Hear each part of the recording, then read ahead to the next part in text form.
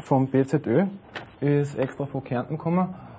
Der Josef Bucher von der ÖVP ist die Frau Gabriele Tamandl da. Von den Grünen bin ich recht froh, dass die Frau Ulrike Lunacek gekommen. Vom Liberalen Forum, da ist der Herr David Leudold da. Und von der SPÖ ist der Herr Kai-Jan Greiner da. Und das Besondere wird sein, wir versuchen, dass wir die Diskussionssprache ein bisschen im Dialekt halten, also so Umgangssprache.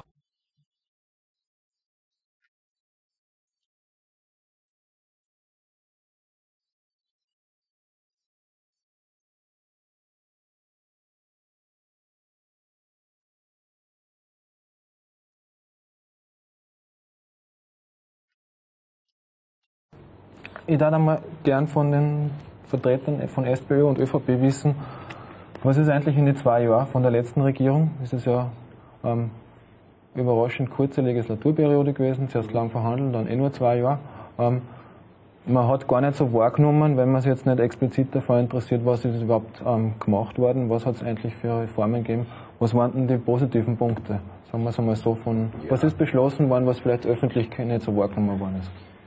Gut, also es hat eine Reihe von Änderungen gegeben in einigen Politikbereichen. Das erste ist, wenn ich hernehme den Bildungsbereich, dann ist man weggegangen von mehr Gera, weniger Lehrer, also Schlagwort, und jetzt gibt es kein Gera mehr, aber dafür mehr Lehrer. Das heißt, man hat begonnen, wieder Klassenschülerhöchstzahlen zu senken. Jahrgangsweise ist jetzt der 3. Jahrgang kommt jetzt, glaube ich, oder der 2. Jahrgang kommt jetzt dran. Also immer 1. Klasse Volksschule, 1. Klasse Mittelschule, also sprich Hauptschule oder Gymnasium.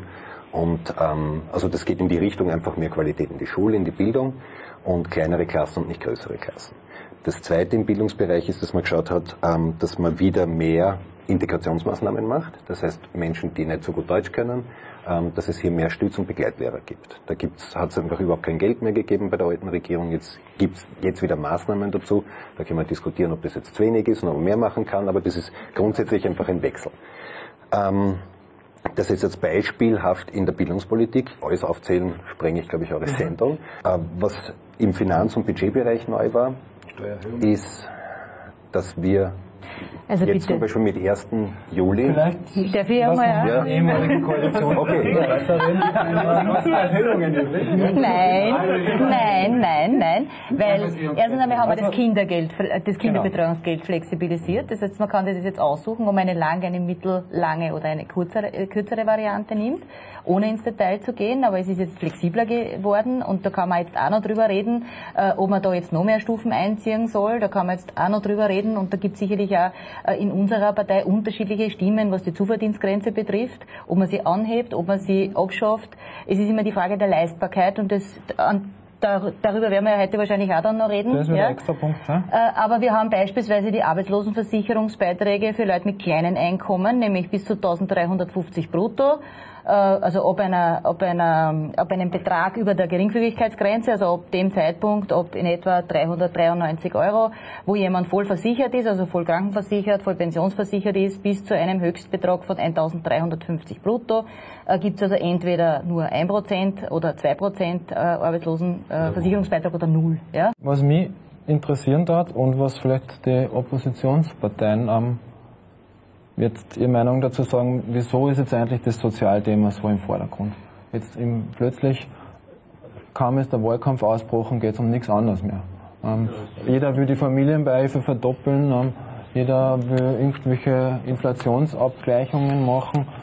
Das ist ja aus heiterem Himmel, auf einmal hat jeder solche Ideen. Zumindest in der medialen Wahrnehmung, also wie sie in die Ausschüsse und so ausschaut. Relativ leicht erklärt, weil jetzt wahrscheinlich die Vertreter von SPÖ und ÖVP das erste Mal mit den Menschen zu tun haben. Und wenn es mit den Menschen reden... Das ist ein Gerücht. Wenn es mit den Menschen reden... Lass mal einmal ausreden. Aber viele haben ja schon seit einigen Monaten darauf hingewiesen, dass diese Teuerungswelle einfach nicht mehr erträglich ist für die kleinen Einkommensbezieher und die eine Familie zu versorgen haben. Und wenn man zu den Tankstellen fährt und selber tankt. Ja, und wir wissen, dass viele Entscheidungsträger auf höherer politischer Ebene nicht mehr selber tanken gehen. Ja, und diesen Schmerz gar nicht so direkt verspüren können. Und ich glaube, das hat damit zu tun, dass sie jetzt mit viel Leuten zusammenkommen während der Wahlwerbungsphase und ständig darauf hingewiesen werden, dass sie da was tun müssen. Ansonsten wäre diese Panik jetzt nicht ausgebrochen und dieser Eifer, dass man doch ständig sich über die Medien ausredet. Aber warum hat sich das gemacht? Wir haben ja genug Anträge eingebracht. Wieso haben wir die das Kilometergeld erhöht und wir haben die Arbeitslosenbeiträge gesenkt und abgeschafft für die Kleinverdiener. Das ist nicht zu wenig. Ich wollte eigentlich auf die Frage nochmal, darf ich zuerst noch auf die Frage eingehen, warum das jetzt erst Thema wird. Meine Analyse ist das, dass sozusagen die beiden Regierungsparteien vorher die ganzen 1,5 Jahre lang so gut wie nichts weitergebracht haben, weil sie sich auf nichts einigen wollten und konnten, außer ein paar Details.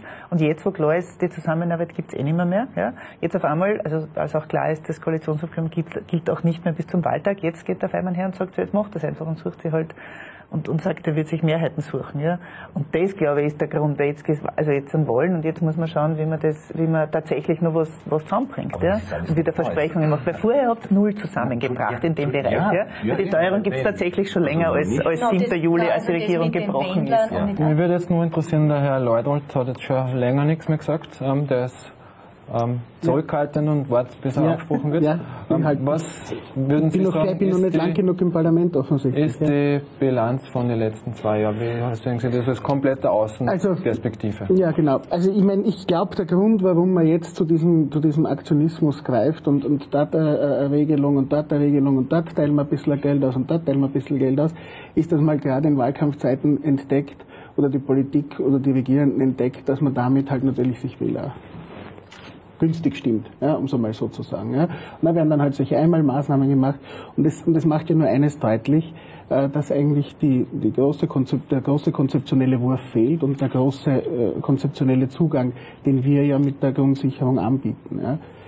Grundsicherung darf man nicht verwechseln mit der Mindestsicherung, die jetzt sehr viel diskutiert wurde in den letzten Jahren, die ja etwas eigentlich komplett anderes ist und mit unserer Grundsicherung. Es wird dann die ganze Arbeitslosen und so weiter würde alle betreffen und würde so gut wie würde alle betreffen und würde alle Sozialleistungen ersetzen.